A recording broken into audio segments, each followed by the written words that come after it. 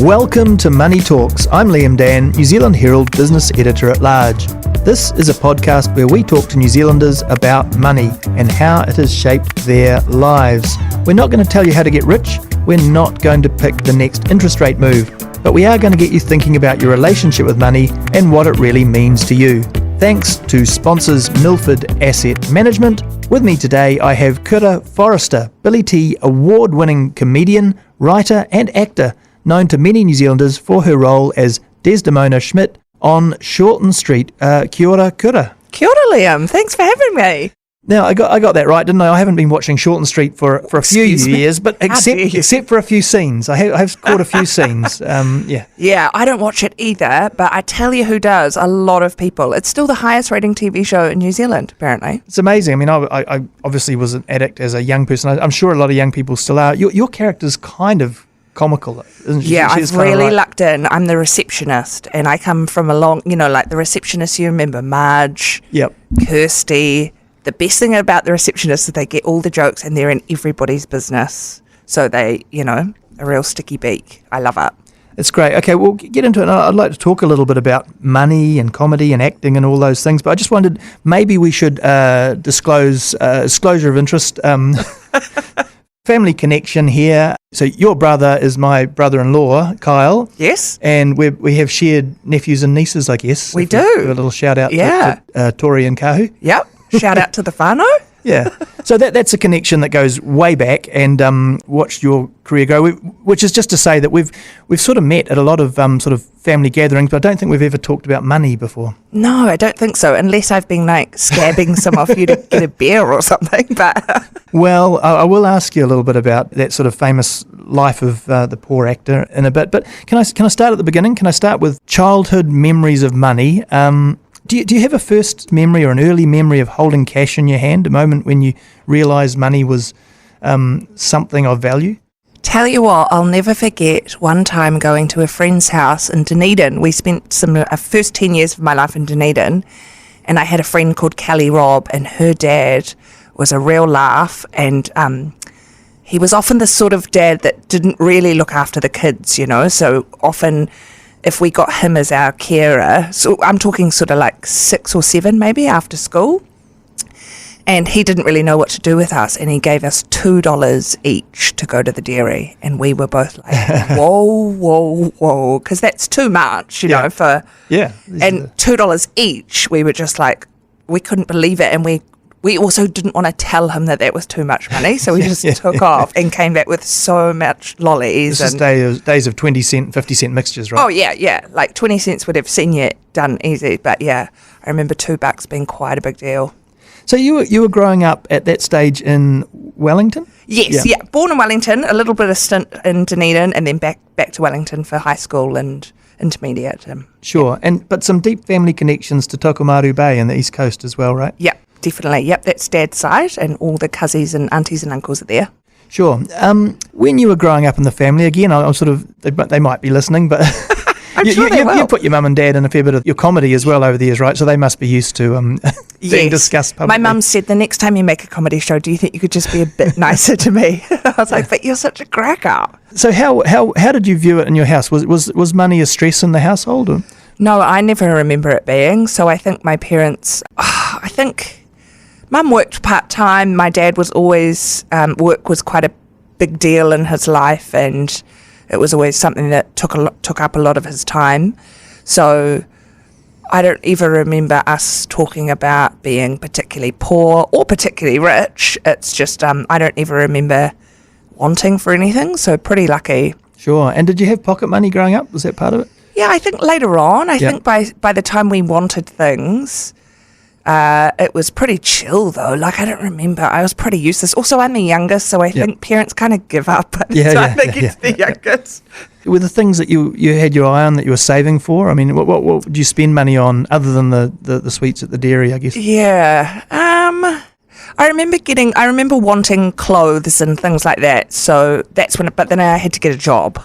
So I got my first job at 15, and that was amazing feeling to have free range of what I spent money on as well.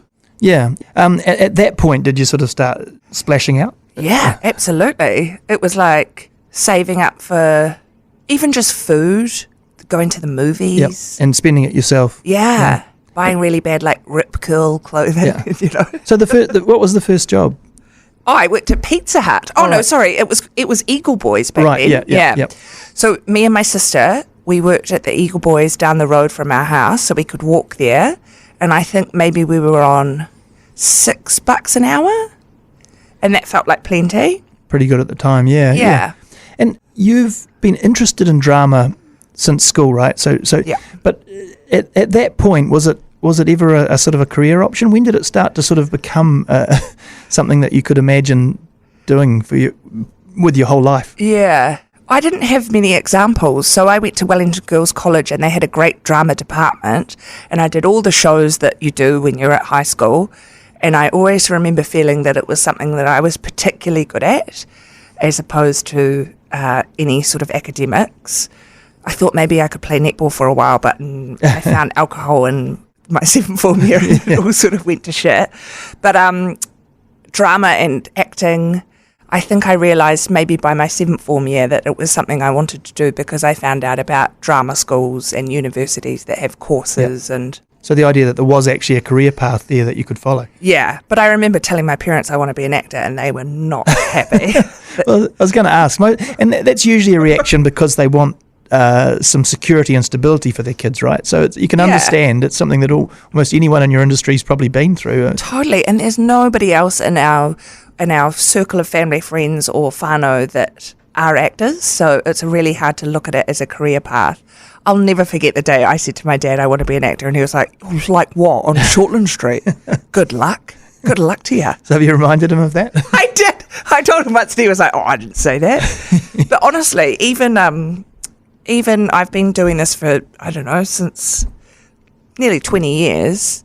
Only now I think my mum in particular is sort of like, okay, she's okay now. She's secure, because it is such a risky business to get into. It seems to be one where it just, unless you're one of these people who gets a huge break early on in a teen thing or something, and that's got its own problems, it seems to be something where it takes quite a while to establish yourself, because you're going from job to job, and you need to get to the point where you can trust that it will just keep coming, right? Yeah, absolutely. And I think I just deep down knew that I was going to be okay, but I went really hard into hospitality. So I worked at cafes and bars because I prioritised availability over money. Yeah. And I always also knew that I had backup too, and there were many times where I'd call my sister and ask her to transfer me $100 just to get by. And same with mum and dad. I was like, I always knew that they'd bail me out. Well, I was going to ask, one of the questions I ask everyone on this is what's the poorest you've ever been? Oh, I'd say probably early 20s, straight out of drama school, no work, no sort of idea of how to hustle for jobs. And that just felt, and also like I made my mum and dad cut me off. They used to give me an allowance that I think they just forgot that they were giving me. And so I like really forced them to cut me off so that as a motivation almost to get out and do stuff. And then it was like, I think I was just eating 2-minute noodles and And you went over to London and did the OE thing? Yeah. Did you find ways to sort of outlets for drama and things there, or was it all sort of working in bars and all that sort of stuff? Yeah, I started off just thinking I'll just do the OE thing and keep my head down, but it's incredible how much you miss being a creative, having a creative outlet when you need one. So that's when I started stand-up. I started doing stand-up over in London because it was so accessible, and I thought, I went to some open mic nights and was like, I could be as bad as these people, like they were really bad. And so that's when it started for me. And then I met a guy, an expat, Jared Christmas. He came into the bar that I was working in and offered me a 10-minute set at his gig. And I got paid 70 quid. And I was like, whoa, I've made it. Bonus money. And did it feel a bit like the comedy thing was almost like a missing piece of the jigsaw? It seems like things have fallen into place for you a lot since I guess it's recognising that it has its own value in art form. It's its own art form being a comedian. Yeah, absolutely. And it's a really privileged position to be in, like poor people don't do stand-up. Yeah. You know what I mean? Like, it's not a money-making. They might stand on a street and Yeah, shout. But a soapbox, for sure, yeah. Yeah, and I guess it has an advantage that you're the show. I mean, in terms of some of the other theatre you could be involved in or big TV productions and things, you're it with stand-up. You have a lot of control over what you're doing, right? Yeah, that's why I love it. It's just you and a microphone. You have to fill out a few forms to get into a theatre or whatever, but it's not heavy duty on the producing side of things. Again, unless you get a big break or have spent a long time building up a career, it's got to be a tough one financially. It's also just extremely competitive, right? For how much money there is around, it's extremely competitive. How did you find that? I mean, I guess the question kind of is, you must have gone into it without money being a primary motivation. Definitely. Yeah, I had to. And I remember the first ad I got, like, TV commercials are an incredible way to make a huge chunk of money in such a short space of time. So those little motivations kept me going. Tiny little jobs on Māori television, things like that. You just sort of plug away at it. Yeah. But I always made sure I had a steady income from hospitality. Yeah. So that's kind of the lifeline for a lot of people in the arts industry, isn't it? Unfortunately. Yeah. Just because it's so flexible and you can work nights. I had a great boss at Tony's Steakhouse. Shout out. Justin Henderson. Go get a steak at Tony's. But I used to quit there all the time really grandly. I was like, Justin, I'm out of here. I'm going to be a star. And then like 5 months later, I'd come back and be like, can I just have a couple of shifts, bro? Yeah. I'm broke. So how's that affected your attitude? That kind of, I guess it's the sporadic nature of it. How does that affect your attitude to the kind of personal finance thing, planning for the future, things like investing? Do they just go on the back burner or have you tried to sort of move in that direction? Just recently I have, because I've finally got a full... So something like Shortland Street is really the only job you can do as an actor full-time in New Zealand.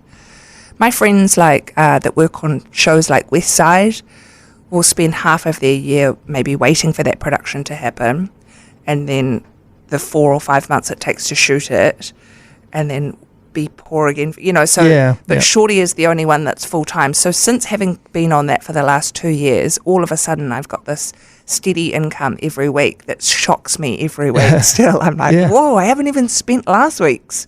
Which is how personal finance is supposed to work, right? Then you can think about saving for retirement or I guess, buying property or something like that. Yeah. So, I do like to ask people about how you view money in wider society, and I'm interested in your experience because you've grown up in a middle-class world in Wellington, but you do have connections to Tokomaru Bay where there is a lot of poverty and things like that. Did you notice that kind of inequality growing up, I guess? Absolutely, yeah. I remember thinking, I remember a cousin of mine from Tokomaru Bay taking me up one of the hills there one day, and she was sort of looking out over it, and she was telling me about how it used to be such a thriving community with that wharf there used to have I want to say a factory, but it wasn't. It was sort of like an area where trade would come in and then disperse from Tokomaru Bay outwards, and it was like a thriving, really rich community. And then trains were invented, maybe, or something. I don't know. But just killed the port. Yeah. And the way it's so secluded is a huge part of it. But she was like, "This is paradise. We are the richest people because we're so untouched." I mean, it's completely beautiful. For people who don't know it, it's kind of it is whale rider country, isn't it? It's one of the bays next door, I think. Where that was shot. Beautiful, beautiful place. Growing up in sort of like a dream holiday location, but then also just the economy has not got large amounts of money coming in, I guess. Yeah, it's interesting. I feel like the people that live there know that they're rich just in other ways. They don't but they're also very, and rightly so, kind of negative towards people that do come in for holidays. It's quite well safeguarded, and I think they did really well over lockdown to make sure that they looked after having their own roadblocks and things. And I can see other people from Auckland going, that's not fair but it's like they literally have to look after themselves because they look after themselves financially and all those sorts of things as well. So in terms of gathering food, hunting, fishing, that's all shared. It's all, a community.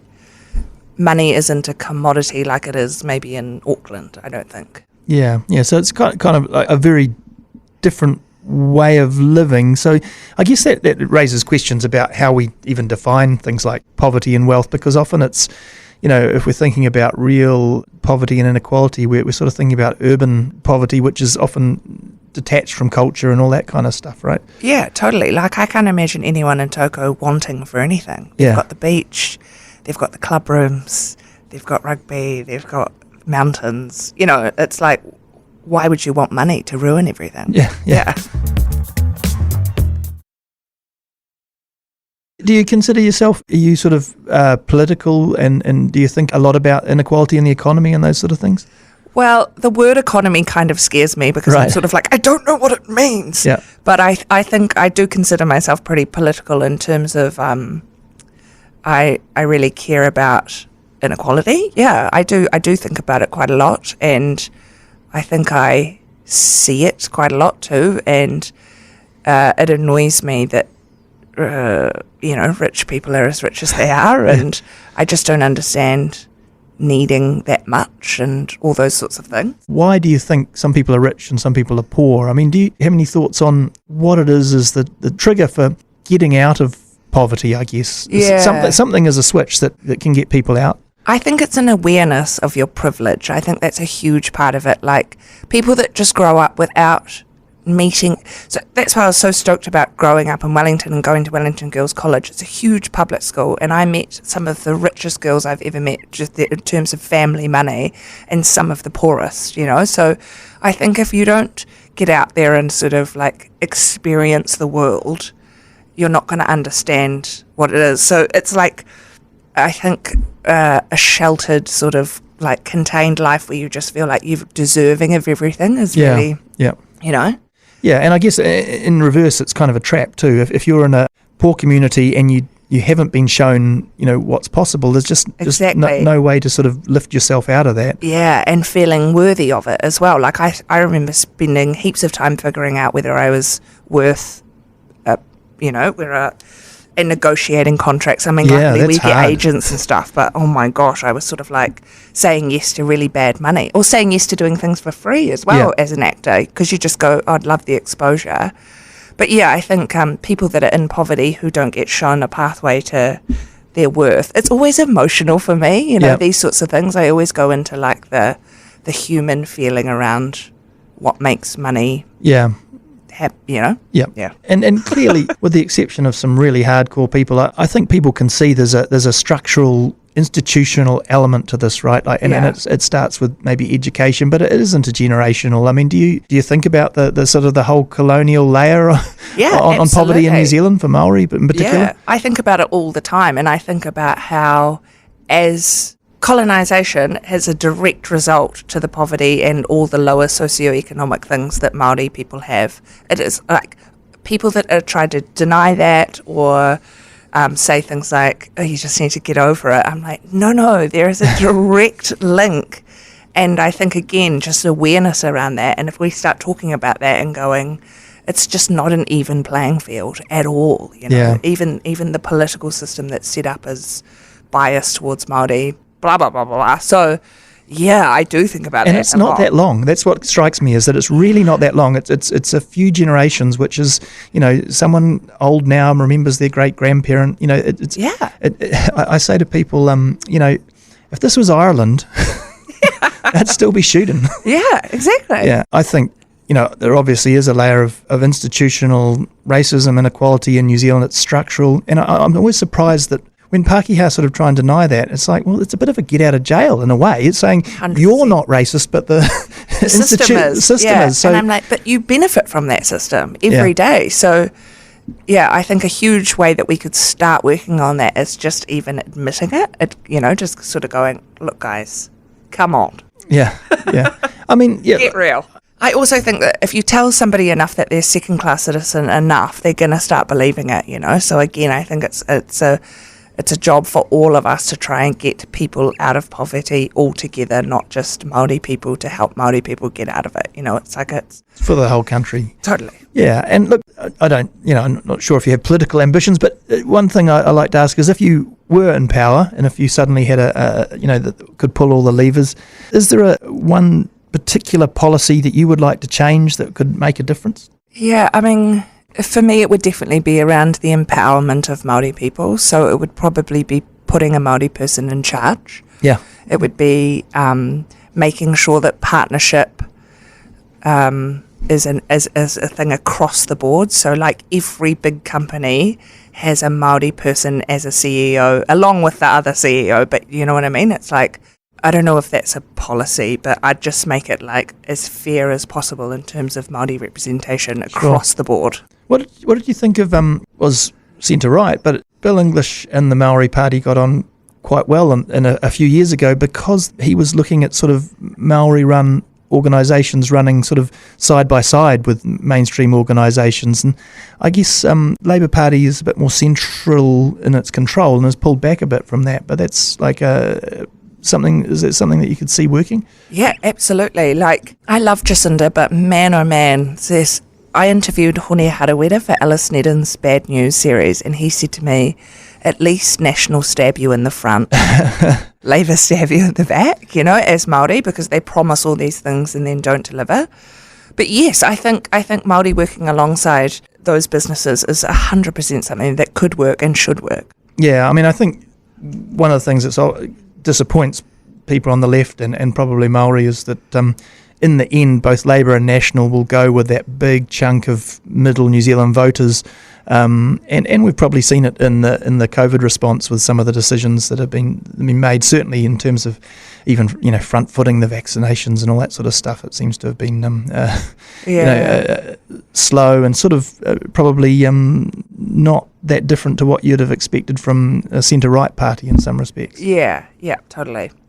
Okay, well, we may or may not solve all of New Zealand's problems, but it was interesting there, just talking about self-worth and asking for money, because in a career, and I think people find this in all sorts of careers, whether you're an accountant or whatever, asking for what you're worth is quite difficult, and not knowing what, and that must be really difficult in an acting situation where you're kind of isolated. I guess, is there an actors union still and all that sort of stuff? We do have equity, yeah, but it's definitely and I'm a member, but I'm not an active member, and I should be more, but we're nowhere near Australia, in terms of like, even just an example is The Hobbit coming over here. I went to some of those meetings. I was still a pretty green actor then, and I remember people like Jennifer Ward-Leland getting up and talking about actors just asking for really basic rights like shelter sometimes, and just things like that, and Peter Jackson going, well, if you're going to be like that, I'll just take the film elsewhere.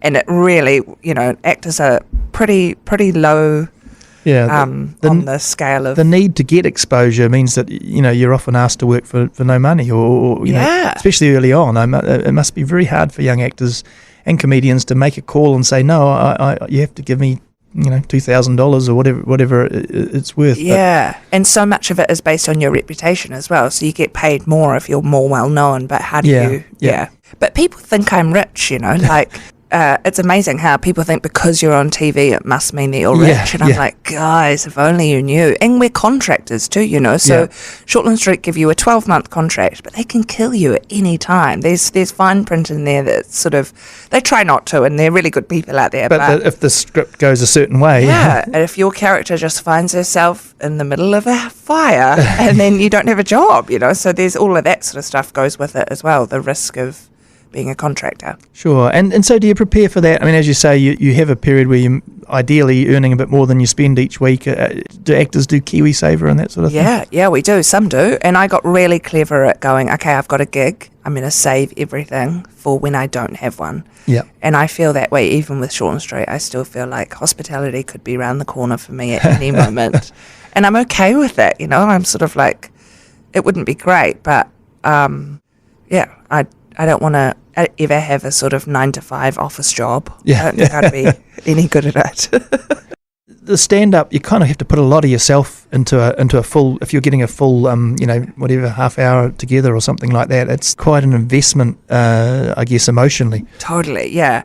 My main jokes, I sort of keep little ideas on my phone, and I bought a house this year in July, and by house I mean 43 square metres of pure joy. Yeah, but it's a unit and it's tiny. But I was so stressed out about it, and like it was the hardest thing I'd ever done, and those things really lend themselves to comedy, you know. Yeah, I mean, I haven't actually seen a lot of stand-up comedy around that topic, but there's everything else, right? TV shows and and it is kind of like I guess the key to a lot of comedy is relatable. Yeah, exactly. So I think I'll be relatable because I always call myself kind of dumb when it comes to that sort of stuff, and I'm like, God, if this dumbass can do it, then anyone can, you know. I didn't even know mortgage brokers work for free. So I was like, what? One of my friends was like, yeah, you can just go and see one. And I was like, wow, okay.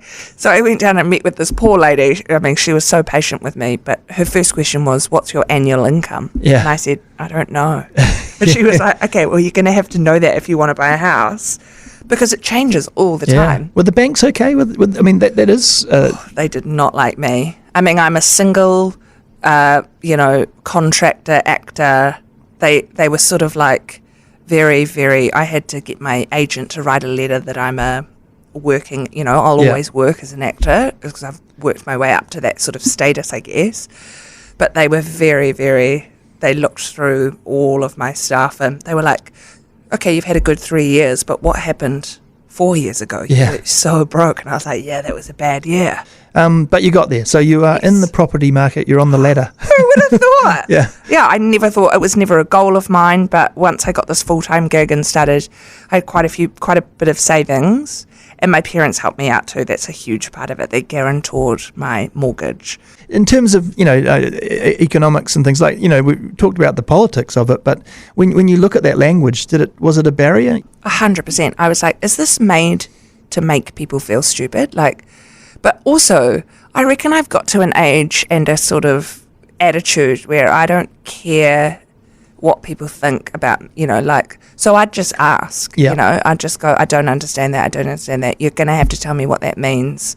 And I'd ask and ask and ask. But I think if you're someone that's not as, brash as I am maybe, you're just going to feel like buying a house is just not even set up for you. It's not even... Yeah, it's just so much... I don't know, it's almost like, I don't want to diminish it by saying paperwork, but it does feel like so much paperwork. Yeah. So much back and forth. And that was a funny moment too, where my mum refused to sign something online. She's still printing it out, signing it, scanning it. And I nearly lost my mind because everything I signed, they had to sign. Timing is quite crucial, isn't it, at some point? And yeah. Oh, look, it sounds to me like that is a good attitude to sort of share with listeners when we're thinking about money, though. I spend my days immersed in that language, and I still find the actual doing of it, the buying, selling, all that stuff really daunting. And I think, just asking questions, because there really aren't any stupid questions. There's some fundamentals to economics and finance, which is, save a little bit, all that sort of stuff. Buy low, sell high. Get that the right way around, and you're in good, doing all right. Yeah. Look, that's great, Kura. I think I'm glad that you've got the career to a point where you're feeling like there's some financial stability there. It's hopefully some good lessons there for other budding actors and comedians. Yeah, totally. I think they look at me and go, wow, you've done it by yourself. It's pretty, especially the house buying thing, because that's not a goal of many actors, because we just are so on the move all the time. That's right. It's nice to know that it still can be done. Yeah, exactly. And my mortgage repayments are less than the rent I was paying. Well, that's the cruel part of it, isn't it, really? That once you're on, it actually can end up being the financial sort of fair winds start to kick in once you get pointed in the right direction. Yeah. It all sort of snowballs in the right direction, and that's why some people are always going to struggle. Yeah. Look, that's great, Kura. Thank you very much. Thanks for talking. Pleasure. And all the best for the next gigs. Thank you very much. And thank you for listening. If you've got feedback, drop me a line at liam.dan@nzherald.co.nz. Follow Money Talks on iHeartRadio or wherever you get your podcasts. New episodes this season are out every Saturday, and you can find more business news in the New Zealand Herald or at nzherald.co.nz.